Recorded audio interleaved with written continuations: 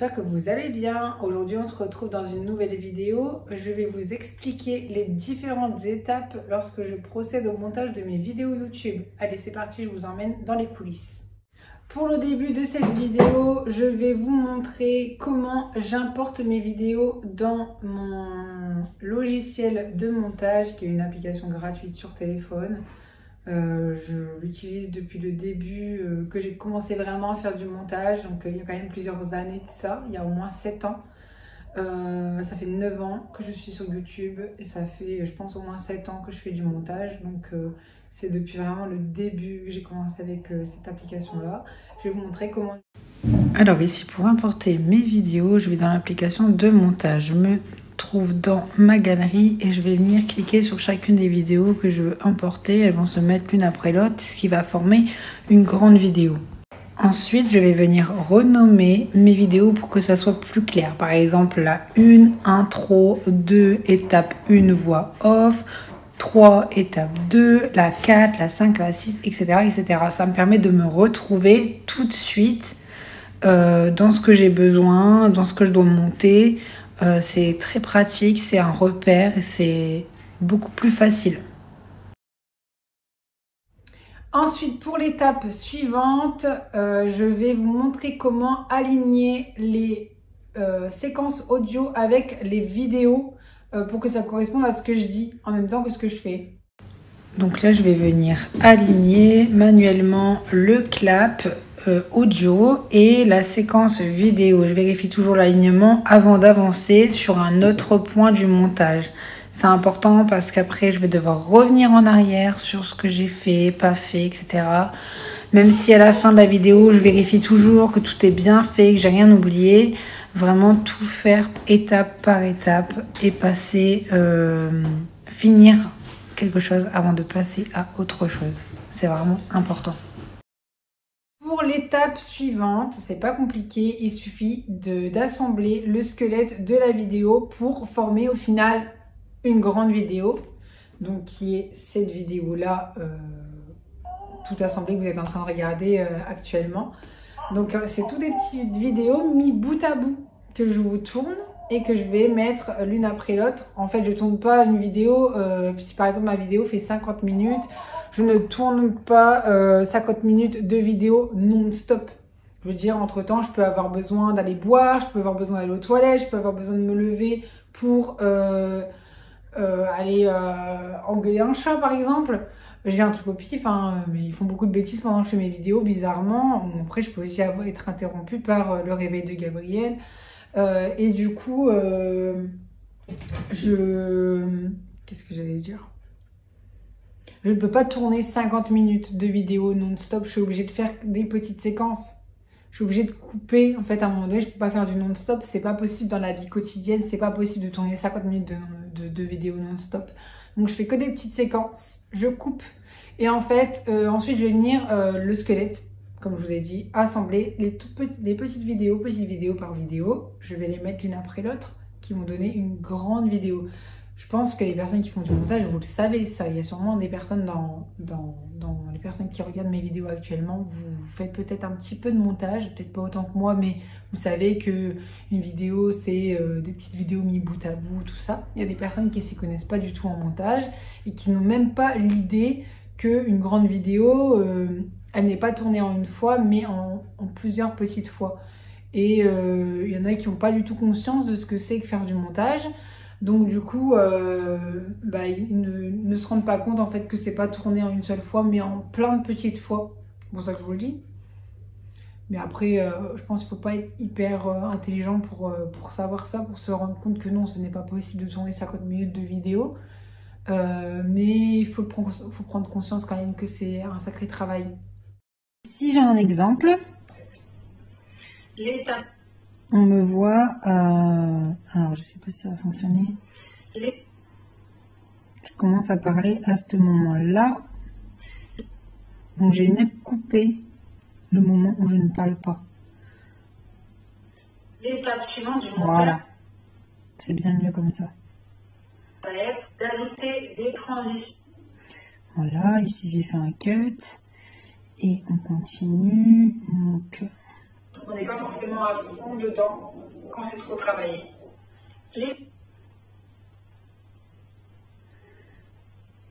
Aujourd'hui, on l'a pas du tout.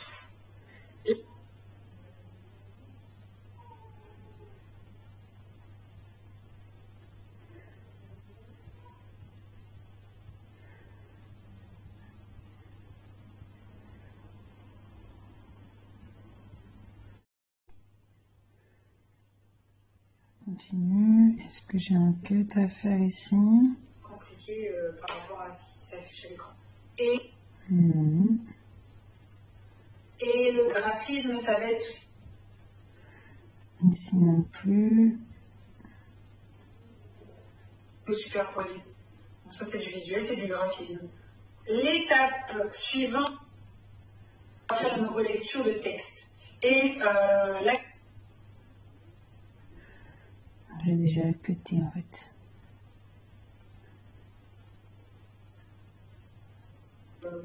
oui, naturel, c'est bien, mais quand c'est bien monté, c'est bien aussi. Et quand je fais ma qualité, Mes cuts ont déjà été faits.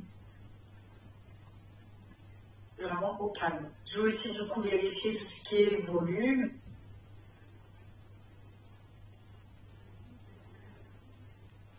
L'étape suivante du montage, j'affine les détails. Pour moi, j'arrête trop en retard. J'y répondrai avec plaisir. Hop, stop. Et j'ai encore un petit bout ici à couper qui je trouvais gênant. Ça fait un trop long blanc. Peut-être pas pour vous, mais pour moi, oui. Avec plaisir. Et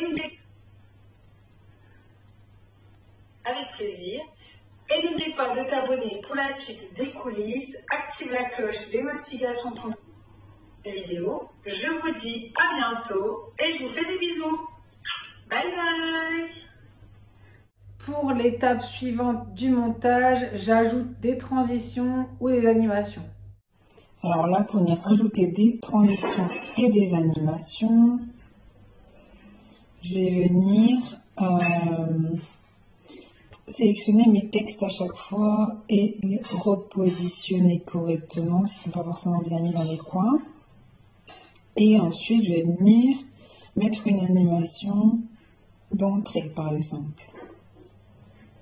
Donc, glisser à droite. Je trouve qu'elle est pas mal à glisser à droite. L'animation globale, c'est ce qui va se passer pendant que le texte va apparaître, le temps de l'apparition du texte. Donc c'est par exemple étape 1, là on voit pas grand chose.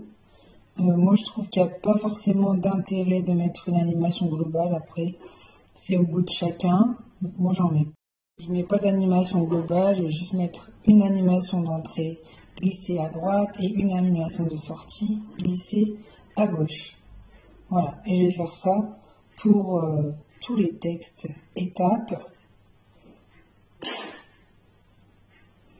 Donc, hop, glisser à droite, hop, sortie, glisser à gauche.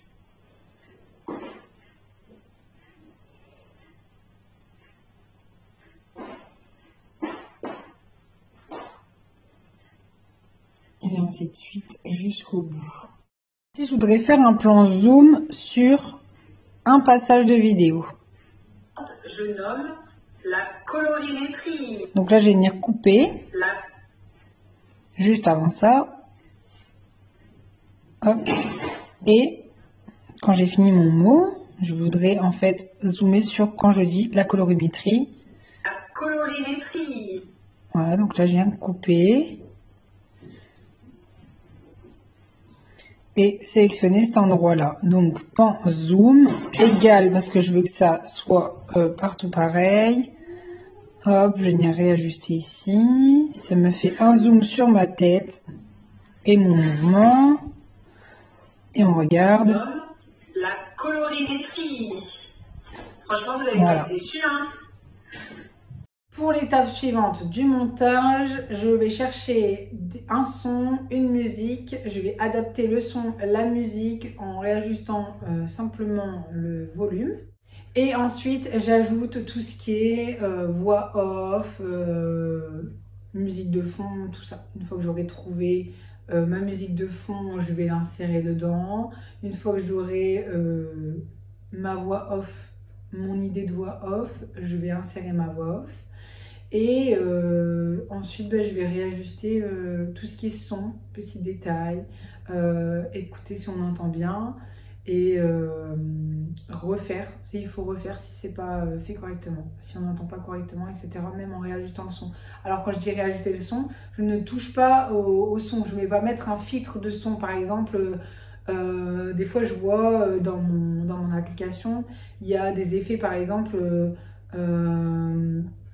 écho ou salle de bain, ou par exemple où on entend un résonnement comme si ça résonnait pour de vrai. Mais moi je mets pas tout ce qui est filtre comme ça, je laisse le son de base. Moi ce que j'appelle la rectification du son, c'est simplement augmenter le son, le volume de ma voix, mais c'est la même voix, il n'y a rien qui est modifié sur la résonance de la pièce. C'est vraiment juste le volume au niveau de ce qu'on entend, vraiment pour qu'on entende parler plus fort en fait. Pour retoucher mon son, je vais simplement sélectionner chacune des petites vidéos. Vous voyez, ici, c'en est 2 différentes. Donc, je vais les sélectionner une par une. Là, j'ai sélectionné. Donc, il y a de là qui n'est pas retouché niveau son. Donc, mixer. Et là, je vais augmenter à 200% parce que je voudrais qu'on m'entende mieux. Donc, si je remets ma vidéo à 100%, c'est mon son de base. Je vais vous faire écouter à partir de cette vidéo-là. Au début de cette vidéo, on entend comme ça. Et si j'ai remixé de 100%, pour le début de cette vidéo, il y a une sacrée différence. Peu importe la vidéo, je vais venir sélectionner et augmenter le son. Ça, c'est pour les vidéos où je parle. Et donc voilà, là j'augmente. Là, il n'y a rien à augmenter, c'est du texte. Donc là, je vais jusqu'au bout. Hop, ici, on m'entend parler dans la voix off. Donc je vais baisser, c'est déjà fait, mais je baisse le son de la vidéo, puisque je parle par-dessus la vidéo. Et j'augmente le son de la voix off, puisque c'est ça que je veux qu'on entende. La vidéo ici, je veux pas qu'on entende, sinon ça fait 2 sons en même temps. Je vais venir faire ça tout du long de ma vidéo. Les voix off, je les augmente parce que c'est ce que je veux qu'on entende. Mais du coup, les vidéos, je les baisse. En fait, à partir du moment où j'insère une voix off, je baisse la vidéo qui est par-dessous. Logique, sinon, on entend 2 sons en même temps. Donc là, il n'y a pas de voix off, j'augmente. Hop, ici. Donc là, j'ai baissé la vidéo. Et là, je vais augmenter la voix off. Je vais faire ça jusqu'à la fin de la vidéo. Je vais procéder à la voix off. Donc je vais appuyer ici sur le petit micro et lorsque ça sera appuyé sur démarrer, ça va enregistrer ma voix. Donc je vais expliquer simplement comment je vais importer mes vidéos. Donc c'est parti. Pour faire ma voix off, donc j'appuie sur ce bouton là et je vais venir expliquer ce qu'on voit.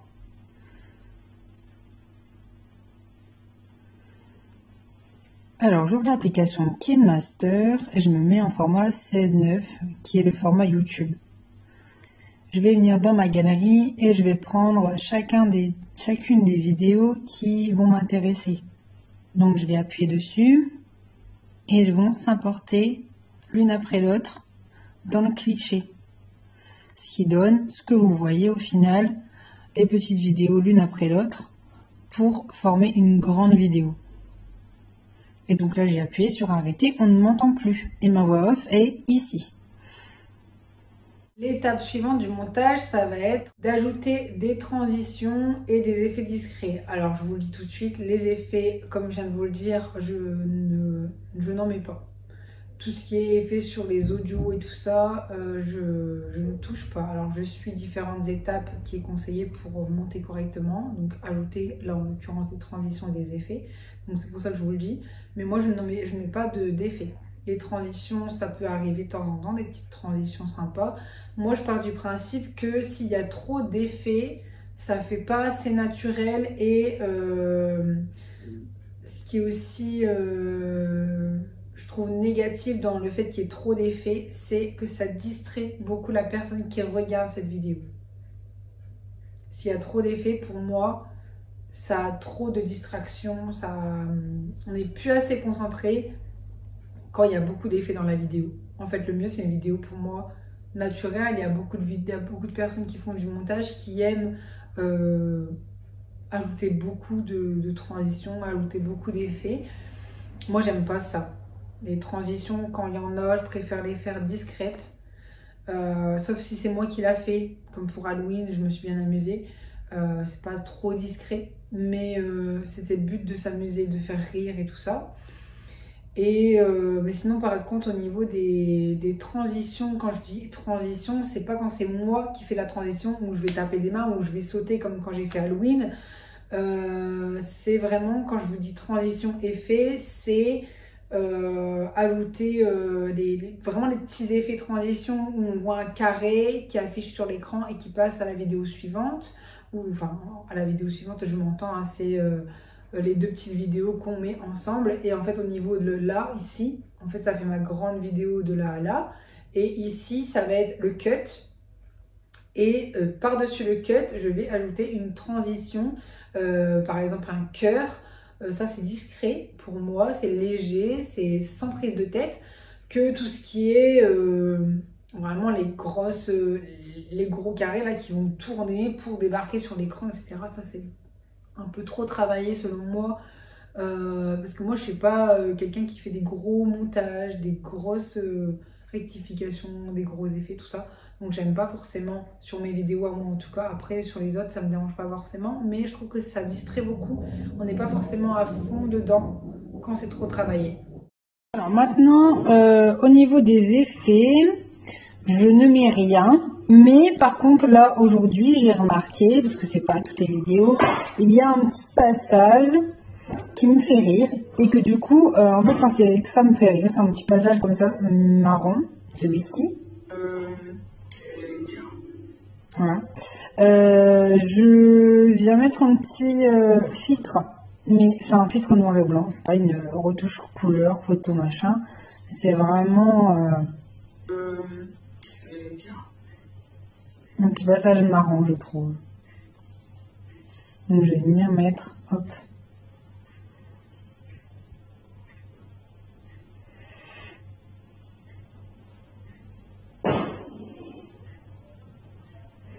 Et là, je viens réajuster la taille du coup. Hop. Pour pas que ça empiète sur celui-là, je veux pas que mon emoji soit affiché ici, ni avant. Je ne peux pas tourner 50 minutes. Voilà. L'étape suivante, je nomme la colorimétrie. Franchement, vous n'allez pas être déçus, hein? Ou alors ça dépend de vous. J'en utilise pas du tout. C'est pas compliqué. Je suis contre. Je suis contre les filtres. Je suis contre tout ce qui est retouche couleur. En fait, je tourne lorsqu'il fait beau, lorsqu'il fait bien lumineux. Et au pire, s'il fait pas beau, s'il fait gris, bah, je vais utiliser deux softbox ou une softbox que je vais venir mettre derrière l'écran qui me filme pour bien m'éclairer. Mais là, aujourd'hui, il n'y en a pas du tout. L'étape suivante, ça va être de travailler ou de rechercher tout ce qui est titre, sous-titres et graphisme. Alors, quand je dis titre, je ne sais pas si vous c'est comme ça aussi, mais moi généralement mes titres sont déjà décidés avant même que le tournage n'ait commencé. Je vais vous expliquer pourquoi. Simplement, moi en fait, je prépare à l'avance plusieurs semaines les vidéos qui vont sortir. C'est-à-dire que je ne vais pas les tourner forcément plusieurs semaines à l'avance. Souvent, c'est une semaine avant pour que j'ai bien le temps de monter la vidéo directement derrière. Mais quand je dis que c'est préparé à l'avance, c'est que je fais des listes de ce qui va sortir les prochaines semaines sur ma chaîne. Alors vous n'êtes pas forcément au courant puisque je ne détaille pas tout. Je ne vous donne pas toutes les vidéos qui vont sortir prochainement. Quand je vous mets des comptes à rebours sur mon compte Instagram dans ma story, c'est quelques jours avant généralement. Mais moi, ça fait plusieurs semaines que je suis au courant que ça va sortir. En gros, je fais une liste Donc, quand je fais mes listes, je les nomme les vidéos. Par exemple, là, la vidéo que j'ai mis dans ma liste, c'est coulisses des vidéos, montage.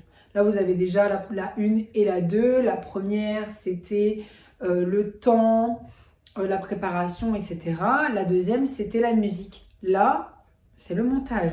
Donc, ça va se nommer aussi les coulisses, mais il y a des 2 points derrière et il y a un titre.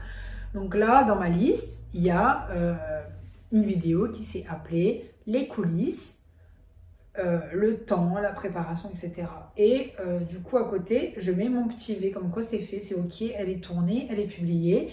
Et c'est le titre de ma vidéo pour savoir de quoi je parle. Je sais que c'est cette vidéo-là qui est tournée. Le titre qu'il y a sur YouTube, c'est le même titre qu'il y a dans mes listes. Donc la deuxième, c'était les coulisses, la musique. Donc dans ma liste, hop, une fois que j'ai tourné ma vidéo et monté, je vais mettre mon petit V vert à côté. Donc en fait, tout ce qui est dans la liste, simplement, c'est les vrais titres qui vont être inscrits sur ma chaîne. Là, dans ma liste, j'ai vidéo à tourner, coulisses, le montage. Hop. Après que celle-là va être finie, va être tournée et publiée, je vais venir mettre mon petit V vert à côté. Voilà. Donc ça c'est pour le titre. Les sous-titres, je ne les fais pas moi-même, j'utilise les sous-titres auto-générés. Par contre, dans les auto-générés, il y a beaucoup de fautes d'orthographe, il y a beaucoup de mots clairement qui n'ont rien à voir avec le mot que je prononce.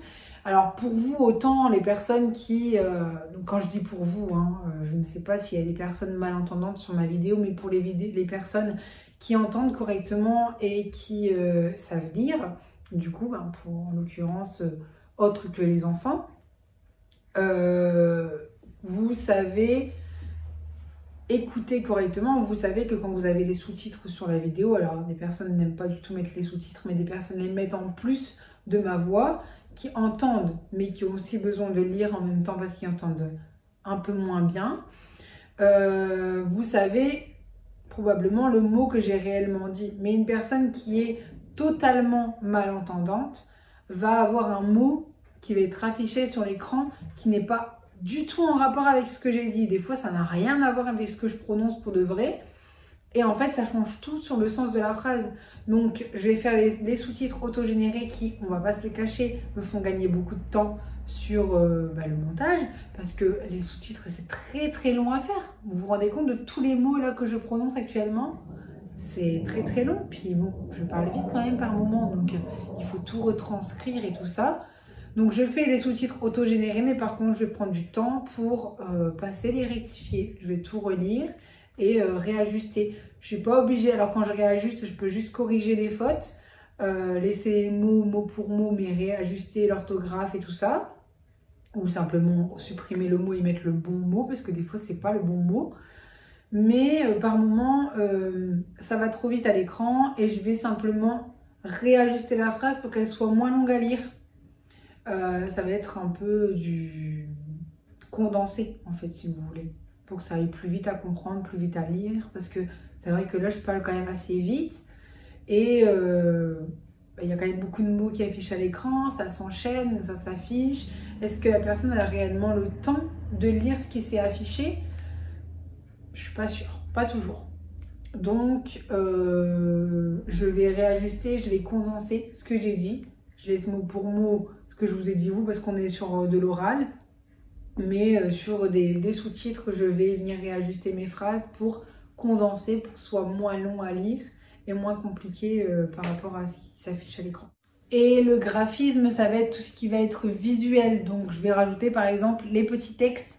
Donc là, je vais ajouter par-dessus les différentes étapes. Je vous dis étape suivante, mais du coup, l'étape 1, je vais nommer à travers l'écran. En texte, puisque je ne l'ai pas nommé à l'oral, je vais l'écrire étape 1. Quand je vais dire étape suivante, je vais nommer étape 2 sur l'écran. Voilà. Donc c'est ça le graphisme, c'est le visuel, c'est le texte, c'est les petits inserts vidéo que vous placez par-dessus. Là j'ai une vidéo, je peux mettre une petite vidéo ici, si je me décale par exemple, ça va me faire, voilà, je me libère un peu du visuel sur mon écran. Et là je peux ajouter une petite vidéo qui va venir compléter ce que je dis à l'oral. Par exemple, si je veux vous montrer en même temps pour que ce soit plus simple, je peux rajouter une petite vidéo. Donc là, je vais venir ajouter tout ce qui est petit texte qui va venir compléter la vidéo. Donc là, notamment, ajouter les petits textes qui va venir nommer les étapes à l'écrit, puisque à l'oral, je ne les ai pas nommées. J'ai commencé ma voix enfin la première vidéo où je vous dis l'étape. Et en fait, j'ai oublié de dire étape 1. Donc après, j'ai fait à l'écrit. Et une fois mon texte ajouté, je vais venir dupliquer la première étape pour la replacer au bon endroit pour la deuxième étape et juste venir modifier le 2. Comme ça, j'ai juste à changer le texte. J'ai pas besoin de réécrire le texte et tous mes textes sont de la même longueur, on va dire. Mais je vais venir sélectionner mon texte et le positionner à un endroit que je veux qu'il s'affiche. Donc là, en l'occurrence, à chaque début de nouvelle étape de vidéo. L'étape suivante, ça va être de relire. Alors quand je dis relire, ça va pas être du texte. Je vais pas faire une relecture de texte. Et la qualité contrôle, c'est-à-dire qu'en gros, je vais revenir du début de mon montage, donc toutes mes petites séquences vidéo que j'ai mis bout à bout. Je vais revenir du début de mon intro et je vais écouter ce qui se passe dans ma vidéo, ce que je dis, est-ce que je bafouille pas par moment. Est-ce qu'on entend bien ce que je dis? Est-ce que j'ai besoin de rectifier le son? Enfin, d'augmenter le son, mais généralement, j'augmente tout automatiquement. Il n'y a que la musique, les fonds de vidéo que je vais venir baisser. Voilà, je vais faire une qualité contrôle. En gros, je vais vraiment venir regarder ma vidéo du début à la fin. Certes, je l'ai tournée, je la connais, ma vidéo, je sais ce que j'ai dit dedans. Mais je vais revenir à l'intro, je vais regarder ce qui se passe entre l'intro et l'étape numéro 1. Est-ce qu'il y a bien, est-ce que je me suis pas trop décalée sur le canapé? Est-ce qu'il n'y a pas trop un décalage de, comment je pourrais appeler ça? Décalage de plan. C'est pas très grave, hein, c'est naturel. Mais voilà, en plus là on est dans les coulisses donc c'est rien. Mais je vais venir voir si on voit pas trop de différence. Au niveau du cut, au niveau du coupage, enfin de la coupe, de la vidéo, voilà, si c'est pas choquant, en gros. Alors, certes, le fait d'être naturel, c'est bien, je pense que ça vous plaît aussi, mais avoir trop de différence, je pense, au niveau du montage, c'est pas forcément agréable à regarder. On comprend pas forcément tout ce qui a été fait, donc oui, naturel, c'est bien, mais quand c'est bien monté, c'est bien aussi. Et quand je fais ma qualité contrôle, j'essaie de regarder mes vidéos en plein écran et sans distraction à côté, parce que c'est vrai que je dois quand même me concentrer s'il y a du bruit à côté, s'il y a Gabriel qui fait le bazar à côté ou les chats. C'est un peu compliqué. Donc généralement, quand je relis mes vidéos, quand je fais ma relecture, je fais ça le soir, une fois quand je suis dans le lit, que bébé est au lit et tout ça. Donc voilà, je relis à ce moment-là quand je suis vraiment au calme. Je vais aussi du coup vérifier tout ce qui est volume. Donc je réajuste mon volume, je augmente ma voix. Comme je vous l'ai dit tout à l'heure, je ne rectifie pas la résonance par exemple de la pièce, mais je vais rectifier simplement le volume de ma voix, faire en sorte qu'on m'entend bien. Au niveau des textes, je vais relire. Des fois, ça m'arrive d'appuyer sur une lettre à côté qui fait que le mot... il change quand même, juste avec une lettre. Mais du coup, je vais venir rectifier mes petites fautes. Et du coup, à côté, je vais prendre par exemple une tablette et je vais noter ce qui est à rectifier. Je vais tout vérifier, je vais noter et puis je vais repasser du début pour les rectifications. Et ensuite, si je me rends compte que tout est bon, tout est ok, bien sûr, il y a aussi mes petites introductions. Alors quand je vous dis intro, c'est quand je dis « Bonjour tout le monde, on se retrouve aujourd'hui dans une nouvelle vidéo, j'espère que vous allez bien, nanana ». Ça c'est l'introduction parlée, mais il y a l'introduction, vous savez, où je mets avec ma petite musique, bienvenue sur ma chaîne, nanana, et puis la petite outro aussi qui est à la fin de la vidéo, aussi avec ma musique. Vous voyez de quoi je parle avec mes écrans roses. Voilà, donc il y a aussi ça à ajouter. Mais si c'est bon, si tout est bon, si tout est vérifié au niveau du volume, au niveau des fautes d'orthographe et tout ça, dans ce cas-là. Donc pour la relecture, je vais venir au début de ma vidéo. Vous voyez, je vais venir vérifier, je sélectionne ma vidéo, je regarde bien que le son est activé. Sur les textes, je regarde bien que j'ai pas oublié de mettre les animations d'entrée et de sortie. Là, je regarde que mon son de voix off est augmenté et que le son de la vidéo du dessous est bien diminué. De même ici, le son doit être diminué, etc., etc. Je vais faire ça jusqu'à la fin de la vidéo. L'avant-dernière étape pour le montage, ça va être l'export. Je vais simplement exporter ma vidéo. Et je vais prendre une capture d'écran aussi de mon exportation parce que j'aime bien vous la mettre sur Instagram quand je suis en train d'exporter, ça m'arrive. Bon après, ça reste une exportation, il y a toujours le même message avec le trait rouge quand ça s'exporte. Voilà, des fois ça m'arrive d'oublier, je prends une ancienne capture d'écran, c'est pas très grave. Mais généralement je les supprime entre temps, donc j'aime bien en refaire une autre. Donc pour l'exportation, je viens cliquer sur la flèche blanche, enregistrer en vidéo. Veuillez ne pas verrouiller votre appareil ou basculer sur une autre application pendant l'enregistrement. Donc il ne faut pas quitter l'enregistrement ni verrouiller. Il faut attendre que le trait rouge se télécharge jusqu'au bout et c'est exporté. Voilà. Et voilà, c'est mes étapes précises pour monter des vidéos. Si tu as des questions, n'hésite pas à me les poser en commentaire. J'y répondrai avec plaisir. Et n'oublie pas de t'abonner pour la suite des coulisses. Active la cloche des notifications. Je vous dis à bientôt et je vous fais des bisous. Bye bye.